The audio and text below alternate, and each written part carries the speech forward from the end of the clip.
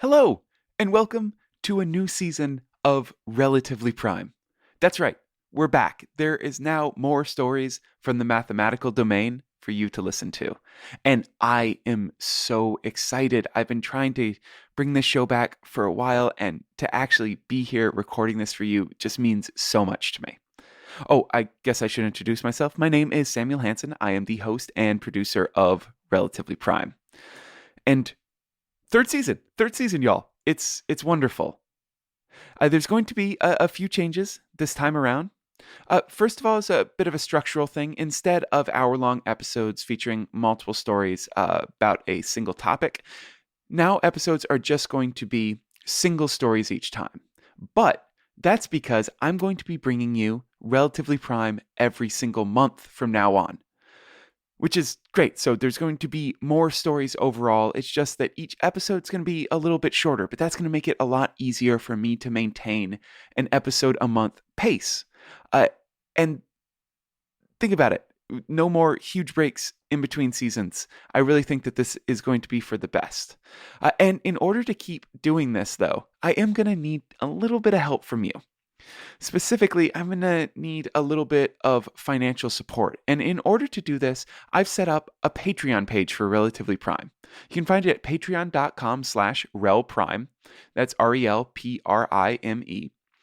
And at the Patreon page, you can pledge to support Relatively Prime by giving just a little bit. You can pledge to support Relatively Prime by giving just a little bit each time a new episode comes out. And if you do that, I'll be able to focus even more of my time and put in even more of my effort because I won't have to, be working a ton of extra jobs in order to afford to make this podcast.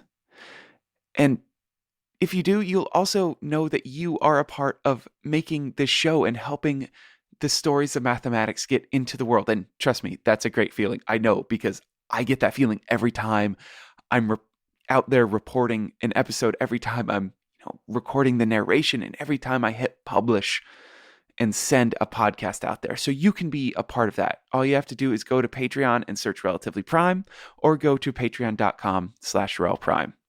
I think that's all of my announcement. Yeah, so let's get into the new season. Everyone get super excited. It's time for, no, that's not all of my announcements. There's one other very important thing. There's going to be a live episode of Relatively Prime at the Joint Mathematics meetings in Atlanta. That's right. You can be in the room and listen to a live recording of Relatively Prime.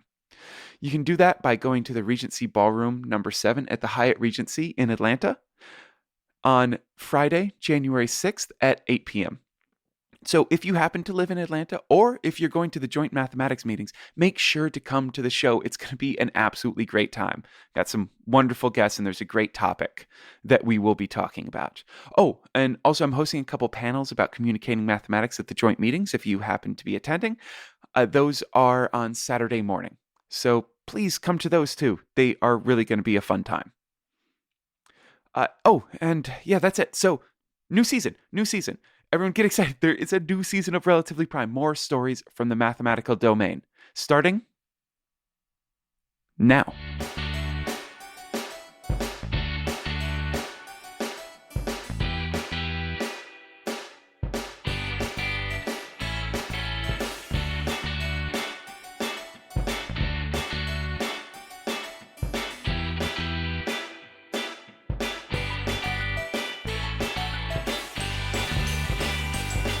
This is Relatively Prime, lotteries in the mathematical domain. I am Samuel Hansen.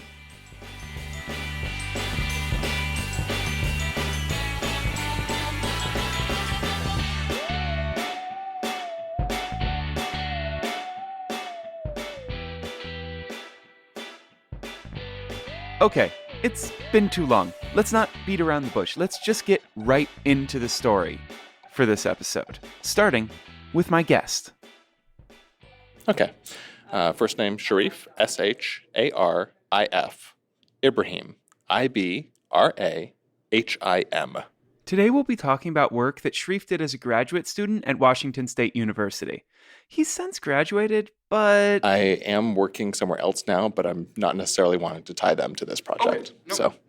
Not that I can possibly understand why he wants to give his new employers any sort of distance given what we're talking about. And so we are here to talk about is it officially cannabis or marijuana licenses? So the state uses both, but I think they in the legislation prefer cannabis. In fact, the state agency is now named the Liquor and Cannabis Board. Okay, so I guess I can understand. Sharif was the person who was in charge of designing the lottery that was used to distribute licenses for the retail sale of cannabis in Washington state after they passed Washington Initiative 502 in November 2012. This legalized the sale and use of small amounts of marijuana for people over the age of 21 in the state.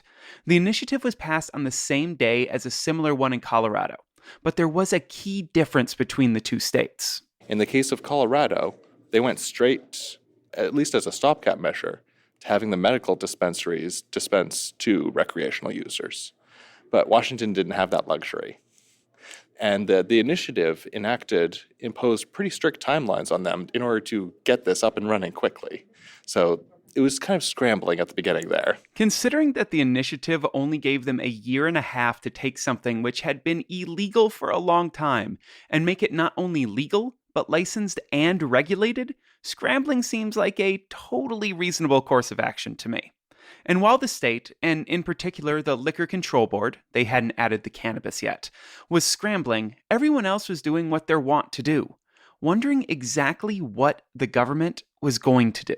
Everyone was speculating this time because, again, no one had ever done this. People were wondering, okay, well, how are you going to decide who can sell? What sort of limits will there be? Will there be a pot shop on every corner? What will this future look like? Well, and I'm sure this comes as no surprise. They didn't end up going with that pot shop on every corner idea, much to the chagrin of your Uncle Shaggy, who had really been looking forward to when Fish's next tour hit the Pacific Northwest.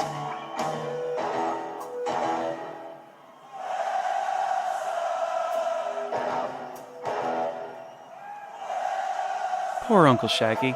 He's never going to visit Washington now. But back to the actual story. Washington instead decided to create a 3-tier system with producers, processors, and retailers. And while I'm sure that there's interesting stories about the former too, we're going to focus on how they decided to distribute the retail licenses. They decided they would have a certain number of licenses allocated throughout the state. And those were further broken down by population. So, for example, Seattle, being very populous, gets 21 of the 334 available licenses. And those are distributed to people who apply within the city limits of Seattle. The only problem with that is it turns out 191 people want to apply for those 21 licenses. So now, what do you do? It really didn't seem that hard to me. What do? Do you just put a hat in the middle of the table, just draw some names out? I mean, 'cause that sounds pretty logical, right? It does, and that was. Especially if you've already had some of the now legal cannabis. Yeah, just pass the hat around, whatever. As fun as that sounds, though, Sharif raised some rather reasonable points as to why it probably wasn't my best idea ever. In terms of just putting the names in the hat, pulling them out. Now, okay, let's say we do that. How can we ensure that that's random? Because this is a new industry, and people are very concerned that we get it right the first time. And if you go with some sort of procedure that not everyone accepts as fair, then this process is going to be bogged down with the appeals of just how do we do this? So if we can get it right, then we should. That's a pretty good rule to have in life in general, I find. That it is. And it's a rule that sadly not everyone has taken to heart when designing lottery procedures in the past. Take, for example, the 1970 USA Draft Lottery. In other words, the lottery to determine which young American men would be sent to Vietnam. This lottery was a huge deal. It was broadcast live on CBS and consisted of drawing balls numbered 1 through 366 out of a large glass jar. The Director Selective Service is going to establish tonight a random selection sequence for induction for 1970. I will ask Congressman Perney to come forward. Congressman Perney is representing the United States, the Military Affairs Committee of the House, and he also is a senior Republican president who has been the watchdog committee of this selective service system. And we're going to ask him to choose the first.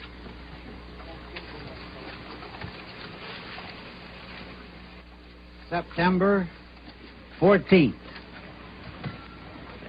September 14, 001.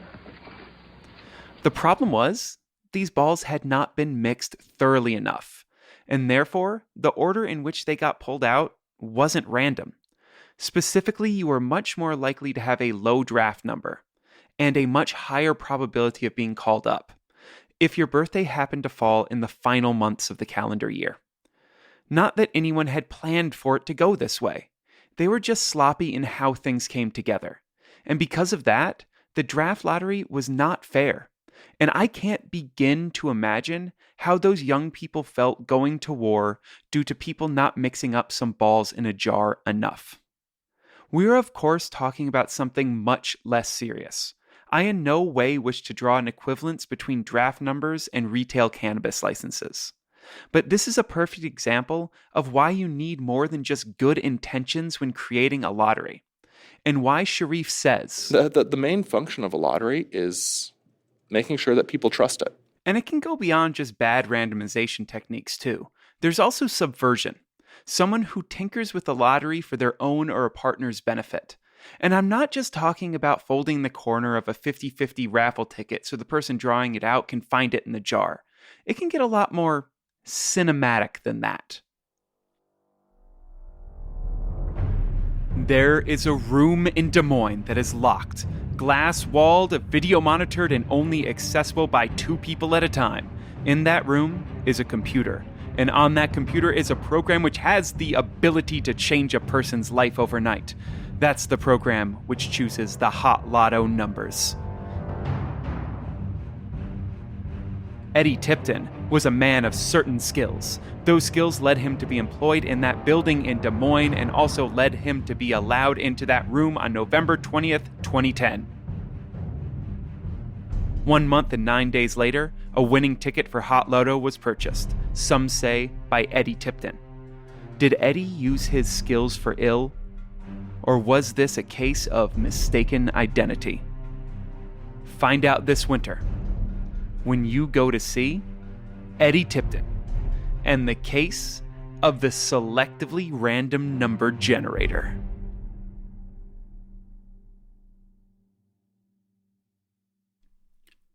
And just in case you are planning on going to the cinemas to catch that one, I must warn you this next part is a huge, huge spoiler. Okay, just us who want to be spoiled on the story now? Good.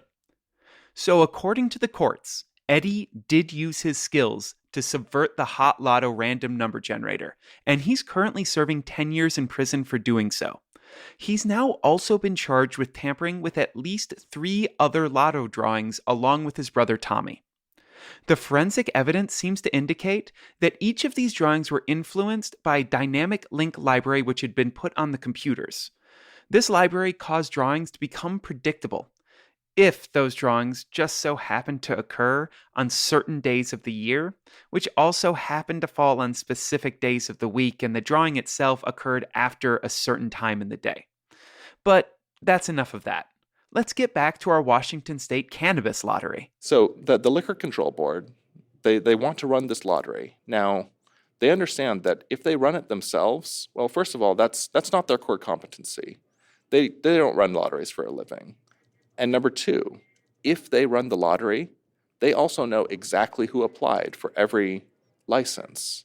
So someone might accuse them of putting their favorites higher on the list, giving them licenses instead of others. This meant that the Liquor Control Board had a third thing to worry about. Beyond just the possibility of a bad procedure or subversion leading to unfair results, they now also had to deal with this potential conflict of interest.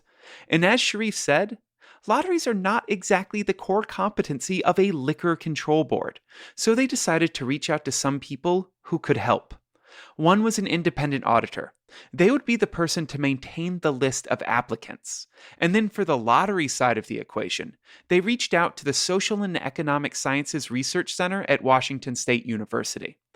And they knew exactly where to go for some good lottery design.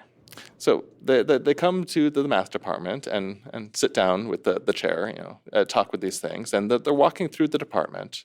And they happen to walk by one of the open doors, a professor, and he's in his office, and they all get to chatting together and talking about what it is that they're trying to do. And this professor happens to be my advisor, and he says, "Hey, I know the perfect person to work on this." And then I worked on it for the next couple of months. So it's your typical grad student story that the professors talked about and decided the grad student should do it? More or less, but I do have to point out that I did agree enthusiastically. Well, yes. So this is a wonderful project to have foisted upon you. Joking aside, it's rather clear that Sharif was a strong choice to design this lottery. Just listen to his perspective on the job. Even if we come up with the most perfect system, if we can't explain it to people, then we have not done our job successfully. Well, let's see how successful he was. Let's take the case of Seattle, which had 191 applicants. So these applicants are all going to be assigned numbers 1 through 191, in some order by the independent auditor. They're not going to tell us which is which. Now, all that we at Washington State University know is the number of applicants, 191. So we have this list of numbers, 1 through 191. And the idea is, you can think of this as a deck of 191 cards, one with each of these numbers. All we have to do is shuffle the deck, and then hand the shuffled deck back to the state and let them look at their list and see who's on top. Now, of course, he doesn't mean a literal 191 card deck. Beyond just having no idea where he would have managed to find a deck with so many cards, shuffling that deck would be onerous to say the least. Plus, there would be no guarantee that those shuffles would actually properly randomize the cards.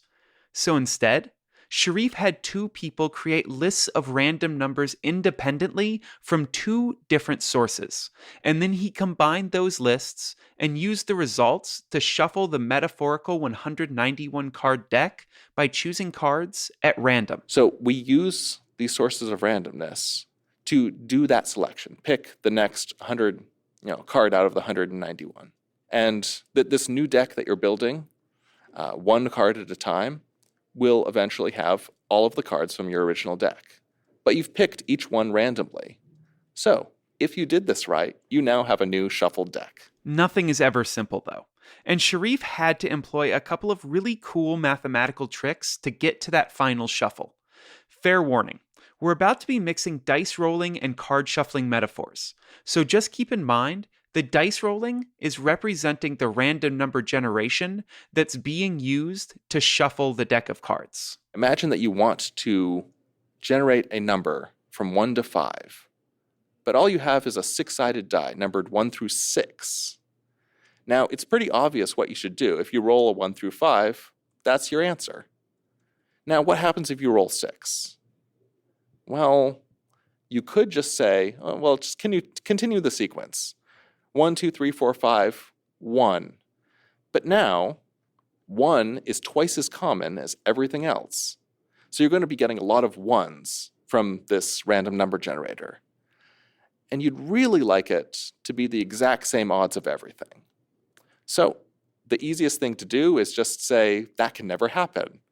Well, you can't change the laws of physics so you don't roll a 6, but you can just re-roll it when you do.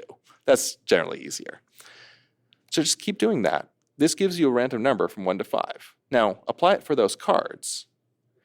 If you have 191 cards, and let's say you have a suitably large die with, say, 200 sides, you roll that, and now you get a number from 1 to 191, you're good. If you get from 192 to 200, re-roll it. Okay, so this works pretty well. And, 190, 189, etc. You can keep repeating this process. Let's say you get down to 5 cards left. You're still rolling this 200-sided die because once you've started rolling, it's just easier to keep using the same thing. At this point, it doesn't really make sense to wait until you roll 1 through 5 because you're going to be re-rolling when you get 6 through 200, which is most of the time. So if you want this to complete quickly, you might want something else. You roll 1 through 5, sure, you're going to say you get 1 through 5 as your result. What if you do the same thing for 6 through 10? So if you roll a 6, you record 1. You roll a 7, you record 2. All the way up to 10. But you can do that again to 15, to 20. So now you're just repeating these numbers, 1, 2, 3, 4, 5, 1, 2, 3, 4, 5, 1, 2, 3, 4, 5. And this works. Actually, in this case, you can go all the way up to 200. So now, with this 200-sided die, you never have to re-roll it when you want this number 1 through 5. Now with 4 numbers, you're perfect. You can do it again all the way, 1 to 200.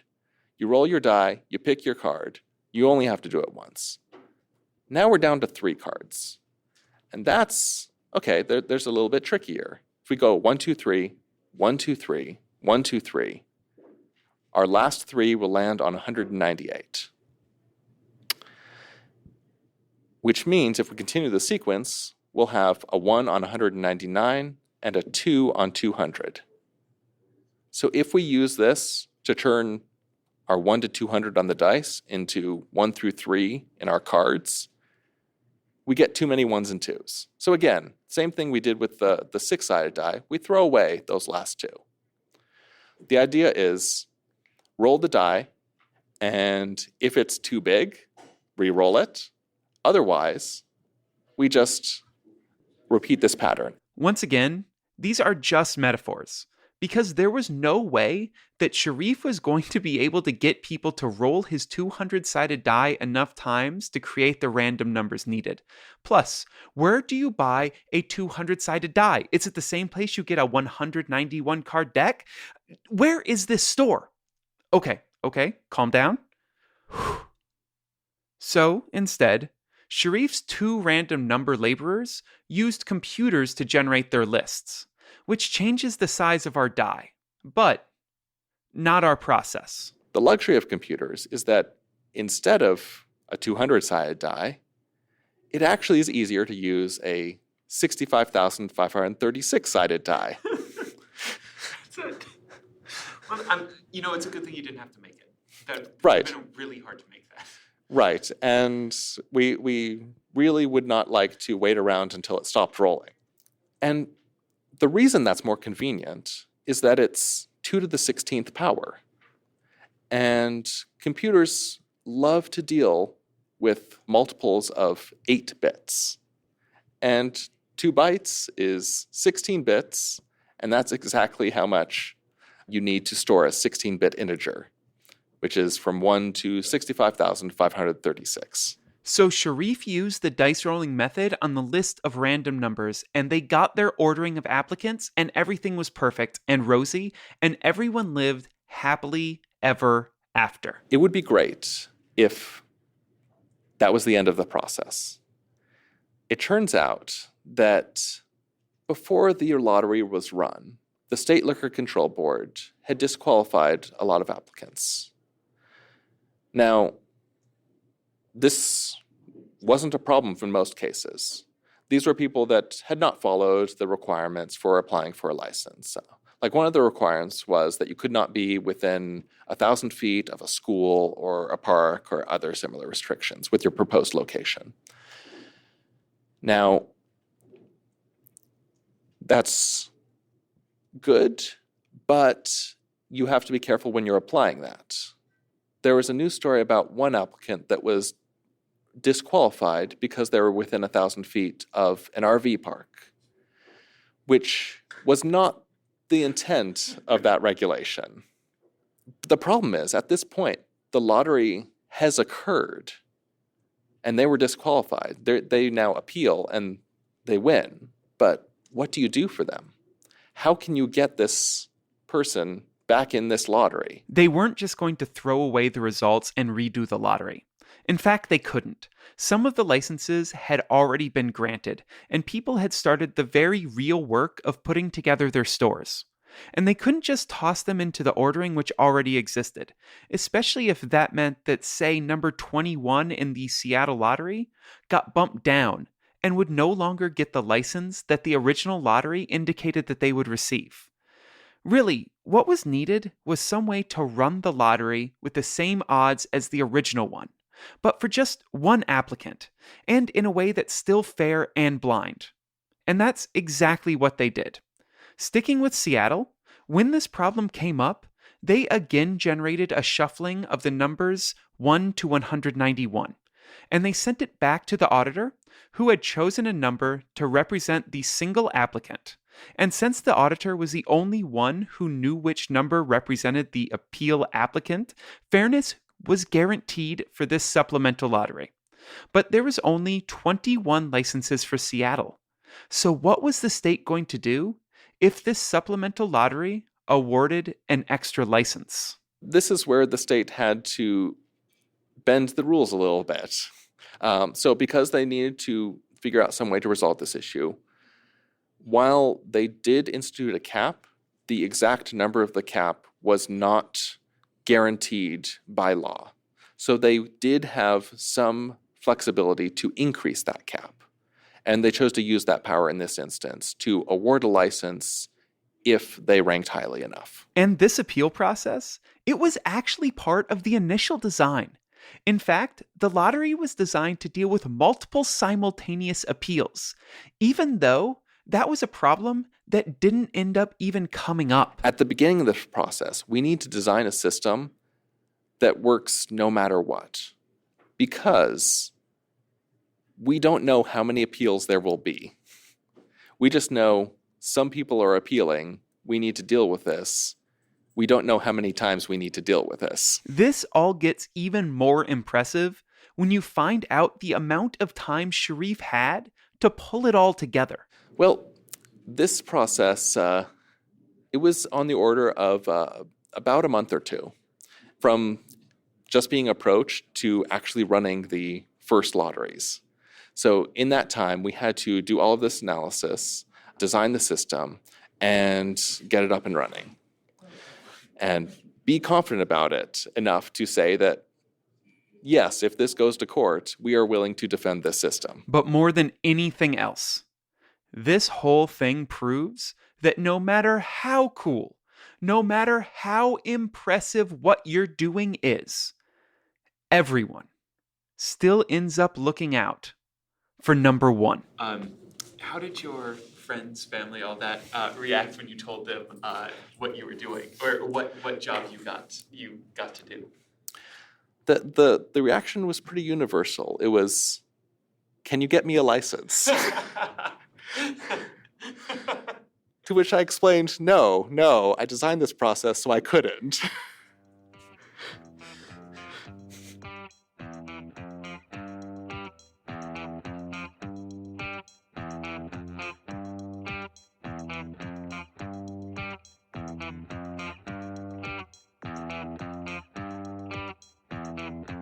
And that is it for the first episode of Relatively Prime's new season. I really hope that you enjoyed it. I want to thank Sharif Ibrahim for being my guest, and Jazar and Arbiter 617 for the music. You can find them on the Free Music Archive and SoundCloud respectively. The clip of Fish was recorded in George, Washington by Frankie C1, and the audio of the draft lottery came from CBS. Relatively Prime is licensed under a Creative Commons Attribution Share-alike license, meaning you can feel free to remix it however you want, with the exception of the Fish and Draft Lottery audio, of course. But for my voice, make me do or say really whatever you want. If you want to help Relatively Prime continue to exist, though, please think about becoming a patron on Patreon and pledging to give just a little bit every time there's a new episode, like James Clare, Stan Yemaine, Bree Pren, and Christian Jha already have. Thank you so much for listening, and have a matherific week. Bye, y'all.